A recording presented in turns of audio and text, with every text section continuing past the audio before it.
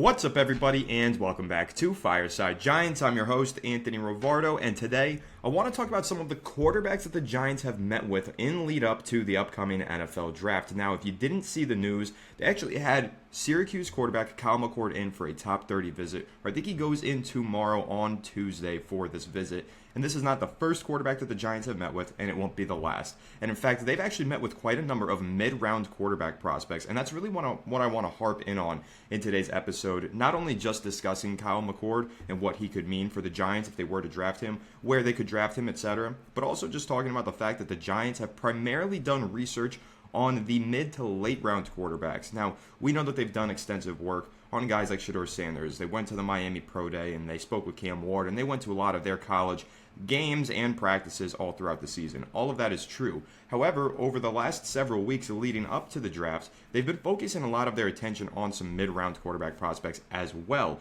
as those top guys. So I want to talk about Kyle McCord, but I also want to talk about Will Howard as a potential option for the New York Giants, and Tyler Shuck, who I think you all know my take on him. I don't think that he's a great fit for the Giants, but nevertheless, they did meet with Tyler Shuck, the Louisville quarterback, so we will mention him as well. But today, let's go ahead and start with Kyle McCord, the Syracuse quarterback. And just to give you guys some background on him in terms of his profile, he's a New Jersey native, as I'm sure most of you do know. I know that he does have a lot of fans from the Fireside Giants community. I've seen you all comment about Kyle McCord many, many times in the past. But he's a 6'3", 218-pound quarterback. So he's got that archetypical build, that prototypical build, rather, 31-inch arms. He's a senior coming out of Syracuse. And this last season, he led the NCAA with 4,779 passing yards. He set a Syracuse record with 391 completions, and he threw for 34 passing touchdowns. However, his 12 interceptions did lead the SEC. So we are talking about a quarterback who really is a gunslinger. He is a pocket passer. He's got the size, he's got the physicality, the tools, the traits, the ability to read the field and put up a lot of yardage, but he likes to throw it in those tight windows, and he throws some interceptions. You kind of do or die by Kyle McCord, essentially, is how you would look at his playing style. But he is a really talented passer of the quarterback. If you go ahead and you watch any Kyle McCord film or highlights or otherwise, you'll see a guy who can go through his reads and progressions and has a pretty big arm to pair alongside his mental acumen. So a really good pocket passer with good size. He played in a pro-style passing offense over at Syracuse, so this is a quarterback that I think actually makes quite a bit of sense for the New York Giants. I don't think that he's going to be a day 1 selection at all. I don't even know if he's going to be a day 2 selection. I actually think he might be a day 3 selection where the Giants could potentially target him entering round 4, maybe round 5 if he's still on the board. Now, there are some projections that have him going in rounds 3, which is totally a possibility, and I don't think that's too late for the Giants to draft a quarterback anyway, or too early, rather. They have that number 99 overall pick now that they got, the compensatory selection, basically right there at the end of the 3rd round going into round 4. That might be a perfect opportunity for the Giants to say, hey, this is a free selection, this is playing with house money, let's go ahead and take a developmental quarterback at number 99 overall. And obviously, if you guys saw the last video that I posted, we talked about a mock draft that I had the Giants going with Will Howard at number 99 overall, who we'll get to in a moment here. But Kyle McCord could be another interesting option with that number 99 overall pick. However, he might fall into day 3, and if that's the case, say the Giants don't use number 99 on a quarterback, once we get into that 4th or 5th round, if McCord is still on the board, I think he makes a lot of sense for the Giants because he seems to fit what Brian Daboll wants. A guy who can get the ball out quickly in a passing or pro-style offense, right? Quick passing offense, but has a big arm and a lot of size at the position as well. Yes, he's a pocket passer, and we know that Daboll does like a little bit more of an athletic quarterback, and I don't think that Kyle McCord is a great athlete by any means, but I think he's serviceable in that regard, and I really think that Brian Daboll would value his pocket passing ability more so than anything. Ability to read the field and get the ball into the hands of these playmakers, Malik Neighbors, and otherwise. So I like Kyle McCord. In fact, I'll even bring up Trevor Sikkema of Pro Football Focus, that's PFF's lead NFL draft analyst, actually had an article recently where he gave some pro comparisons for top prospects in this year's class. And for Kyle McCord, he put Brock Purdy, which I thought was a pretty interesting comparison because they do have similar size and, physical tools and traits, But I also really like the comparison that Sycamore made where Brock Purdy doesn't necessarily have an elite arm in terms of its strength and velocity, but he plays like he does, right? He is a little bit of a gunslinger, and he is willing to take chances. He's very safe with the football and obviously manages an offense the San Francisco 49ers run to a T. He's like the perfect game manager, honestly. I think that of Brock Purdy. And so if you're looking at Brock Purdy from that frame of reference as a guy who can be a great game manager, however, possessing the requisite arm strength and the willingness to push the ball downfield when need be, I think that Kyle McCord is exactly what you want in a developmental quarterback prospect. A guy who's not going to kill you, like he's going to play in the confines of an offense and manage a game well, but definitely has some developmental upside to be hopefully something a little bit more and potentially a starter at some point in his NFL career. Like Brock Purdy obviously came in, became a starter very early, and found a lot of immediate success. Don't know if I envisioned that for Kyle McCord, but again, I thought it was an interesting comparison, and I thought it was a good way to look at him as a prospect and say, hey, here's his strengths, here's his weaknesses, here's what the New York Giants could do with him. So Kyle McCord visiting with the New York Giants on a top 30 visit on Tuesday. We'll let you know if anything else breaks from that, but they've had a lot of players in this week for top 30 visits. I did a update video a few days ago discussing the top 30 visit players that the Giants have had in, but that list has grown quite a bit since then, with Kyle McCord being added as one, Darius Alexander, a defensive tackle out of Toledo, Colin Oliver, a linebacker out of Oklahoma State, Corey Black, a cornerback out of Oklahoma State, Savion Williams, a wide receiver out of TCU, Donovan Jackson, an offensive lineman out of Ohio State, Alfred Collins, defensive tackle out of Texas, and a big one that I know a lot of Giants fans are going to be happy about, Cam Scatabo out of Arizona State. So obviously today I wanted to focus on these mid-round quarterbacks, but since it is relevant to top 30 visits, there's your update. The Giants have had those extra players in since my last update video on the top 30 visits. So they're really narrowing it down. I don't know if they've used up all 30 quite just yet. In fact, I know that they haven't, but I know that they are starting to get close to pushing towards that 30 number and running out of their total visits available to them. So we've got under 2 weeks away until the NFL draft officially begins on that Thursday night. You all know that I'm excited to be live streaming the entirety of the first round here on Fireside Giants, so make sure you do tune in for that. But yeah, just looking ahead to that, the Giants have done a lot of work here on these top 30 visits, getting a lot of them done this week, and this really is crunch time. So seeing which quarterbacks they bring in and which players they bring in is crucial, because the New York Giants typically only draft players that they've had private meetings with. So a guy like Kyle McCord coming in for a meeting tells you once you get into those middle rounds, he will definitely be on their draft board. This is a player that they will consider taking if the value matches the selection. So keep an eye on Kyle McCord. Again, a player that I do like. But some of these other quarterbacks that they have brought in, as I mentioned earlier, Tyler Shuck out of Louisville. Almost said Louisiana. I meant Louisville. And I've given my take on him on some previous live streams that I've done with Alex here on the channel. I don't think that Tyler Shuck makes a lot of sense for this New York Giants team. I see the tools and the traits, and I know that coming out of high school, he was an incredible recruit, 5-star recruit, came out the same year as Trevor Lawrence, and really was supposed to rival Trevor Lawrence as a potential number one overall pick one day. Never came to fruition for Tyler Shuck. That was 8 years ago now. He is 26 years old, and he's had one significant injury after another.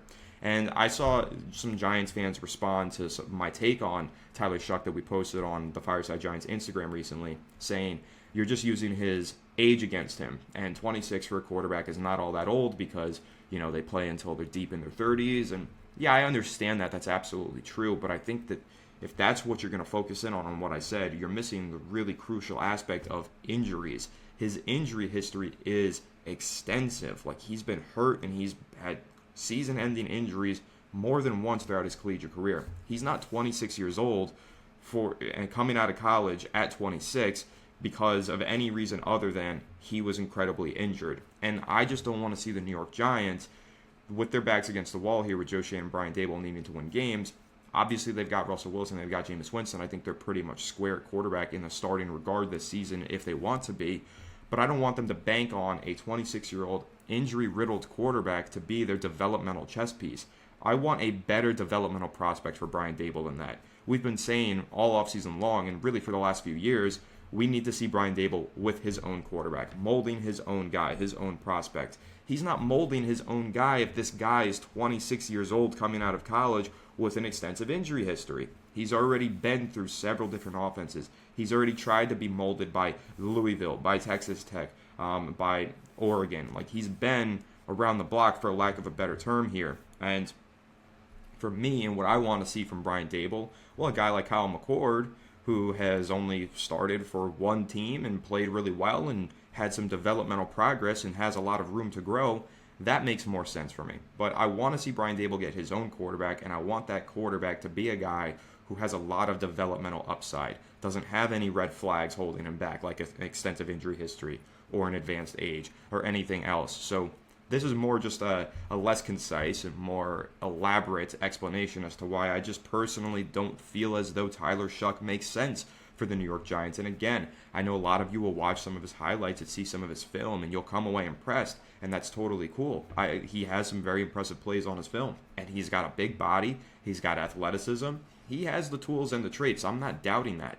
I'm just saying from the Giants' perspective, what I want for Brian Daboll is a guy who is a little bit less, has been through the mud a little bit less, essentially. I just want a guy with a clean slate for Brian Daboll to coach, and I'm hoping that he's able to get that in the later rounds of this draft. And that is why I do like a prospect like Kyle McCord or Will Howard. Shout out to big supporter of the channel and close friend of mine, Cameron Simpson, for putting me on to Will Howard and making sure that I go back and I watch some of his film. Obviously, I'm familiar with him. I know he's a national champion and that he just had a great season with Ohio State. But when you get to the All-22 and you start to watch a little bit more closely on some of these prospects, you start to realize some other things. And I think with Will Howard, what you really start to realize, the guy is kind of built the way that you want an NFL quarterback to be built, particularly in a Brian Daboll offense. We're talking about a guy who's 6'4", 236 pounds. He does have kind of small hands. He's only got 9-inch hands, which I know is a concern for some NFL teams. For me personally, I don't think it's a huge deal.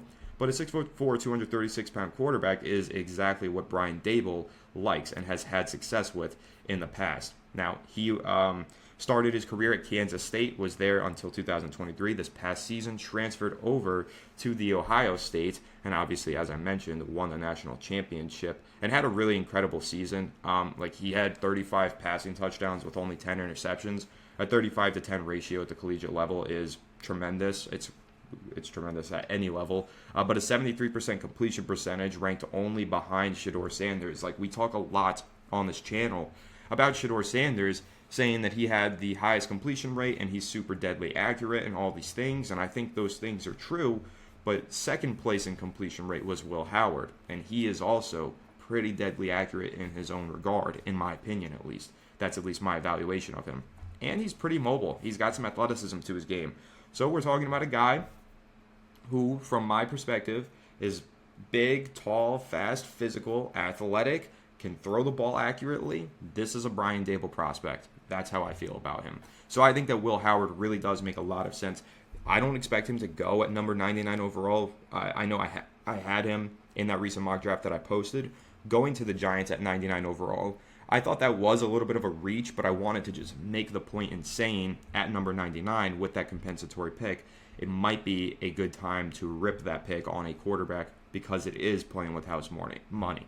So that was the point that I wanted to make with that, but that wasn't me necessarily saying that I actually think the Giants are going to take a quarterback at number 99, because I think a guy like Will Howard might actually be available deeper into this draft, somewhere in round 4 or 5. Now, then again, that could change. We know that quarterbacks in particular go rising up the draft board in the weeks leading up to the draft. And we have definitely heard some buzz that there are some NFL teams that are big fans of Will Howard and that he is starting to generate some buzz in league circles. So maybe he does end up going around that number 99 overall pick, and maybe he could be an option for the Giants. But more realistically, I think if we get into day 3, Giants still haven't drafted a quarterback. We're now in round 4 or 5. Again, Will Howard and his ability to fit the mold of a Brian Daboll quarterback is certainly interesting to me. And I have to imagine he would be pretty high on their draft board going into the third day of the draft. So I think keep an eye on Will Howard. I think he makes sense. I think we're going to do some sort of a film breakdown and reaction video on Will Howard sometime in the next week or so here on the channel. So stay tuned to that as well. Going to get some all 22 and do a little film breakdown, maybe live on the channel. I know you guys do really like the live film breakdowns as well as the pre-recorded ones. So we're going to kind of go based on whatever you guys give us in terms of feedback in the comment section. We'll go from there and we'll do the video however you guys prefer. But appreciate you all hanging in here with me and discussing some of these quarterbacks and other mid-round prospects for the New York Giants. I think this is a really interesting quarterback class because I don't think it's a deep one like last year's. But what I will say about it is I think there are a lot of prospects from a developmental perspective that are really interesting. And I actually think it's stronger in that regard this year than it was last year. And what I mean by that is last year was a very top-heavy quarterback class. We had, was it 5 or 6 go in the first round? And then outside of that, there wasn't another quarterback taken until Spencer Rattler all the way in the 5th round. I don't think that's going to be the case this time around. In fact, I think this year we're going to see a few go in the first. I think we'll see some go in the second, some in the third, some in the fourth. I think they're going to be more sprinkled all throughout the draft boards this year. I think we're going to get quarterbacks in every single round. I don't think we'll have a whole day 2 where not a single quarterback is taken off the board like we saw last year. Last year's quarterback class was unusual in multiple ways. Unusual because it was so top-heavy and there were so many, immediate impact starting level prospects that entered the draft last year. You don't see that often. It was a very strong quarterback class, but it was also unusual in the sense that it was very top-heavy and the middle to late rounds didn't really provide any offering value to the teams that were in the quarterback market outside of Joe Milton going to the Patriots in the 6th, Rattler in the 5th. Those were really the only mid-round prospects that people had any interest in. But this time around, it's different. Like I've said, you've got Shador and you've got Cam at the top, but Jackson Dart is a player that we could see go round 2, maybe even round 1. Same for Jalen Milroe could be said about him. So we could see these guys going round 2, round 3 maybe. That's where we might get McCords. That's where we might get Howards, some other guys just sprinkled all throughout the draft class, Tyler Shuck as well. So I do find it very interesting. I didn't even mention Quinn Ewers. That's another quarterback that I've heard that the Giants do have a little bit of interest in. Dylan Gabriel is a player who's coming out of Oregon this year, the lefty. I know that some Giants fans do really like him. And Riley Leonard out of Notre Dame is also a guy who I really like personally just because I like his demeanor. And I think that he's got the locker room ability. I think that makes him an interesting prospect, how good of a person he is really. But again, it's just a very interesting quarterback class. So I wanted to do this quick episode and just discuss all the different options for the Giants in the mid to late rounds at the quarterback position, of course, namely starting with Kyle McCord, who I think makes a lot of sense for this team, but so does Will Howard. So you guys let me know what you think. Who do you prefer in terms of mid-round developmental quarterback prospects in this class? Are you a big Tyler Shuck fan? Do you agree with me and you're not a Tyler Shuck fan? Will Howard, Kyle McCord, maybe anybody else that I didn't mention, Graham Mertz out of Florida, somebody else who's totally not on my radar, put them on my radar because as you all know, we read through every comment here in the Fireside Giants comment section. So appreciate you all tuning in. Make sure to leave a like if you enjoyed, subscribe if you're new, and ring the bell so you don't miss an episode, and comment your thoughts down below in the comment section. If you're listening on Apple or Spotify, make sure to leave us a 5-star review, and go ahead and follow us on all of our social media channels at Fireside Giants. Without further ado, I'll catch you all on the next one. Have a good one, and let's go Giants.